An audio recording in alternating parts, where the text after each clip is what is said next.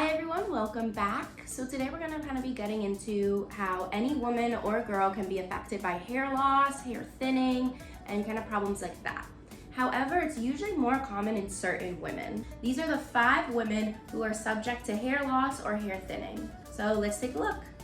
Women older than 40 have usually hereditary hair loss, and this usually starts at the age of 40. And roughly about 40% of women have noticeable hair loss by the age of 50. Also, less than half of women get through their whole life with a full head of hair, and this looks a little different in women than it does in men. So number 2, it's going to be common in women who just had babies, known as postpartum hair loss. Many new moms experience this and have excessive hair shedding after giving birth.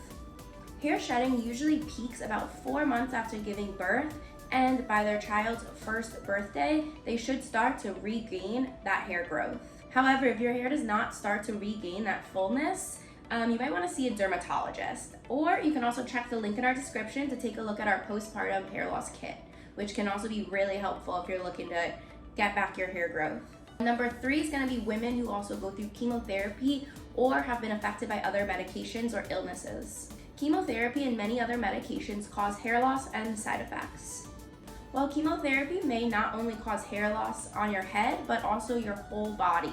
This can be your eyelashes, eyebrows, armpits, legs, and pretty much just all over.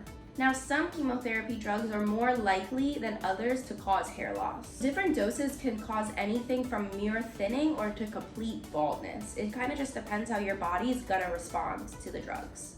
So number 4 is gonna be women who have hairstyles that pull their hair back, like tight ponytails or braids, or also people who use harsh chemicals on their hair. If you often wear your hair in a tight ponytail, bun, braids, or especially if you're using heat or any type of product that's full of harsh chemicals, you might be experiencing your hair thinning or hair loss. Now, these things can be reversed by stop wearing these tight hairstyles or stop putting these harsh chemicals on them or rebuilding your hair follicles. If you're experiencing issue with hair loss or hair thinning, you have to be super mindful of what you're putting on your hair. So make sure you also check out our line of hair products from DS Laboratories, which was free of harmful chemicals and are good for rebuild that hair growth.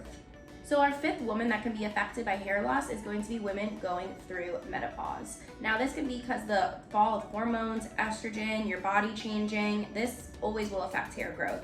And after menopause, hair might be thinner just because the hair follicles shrink.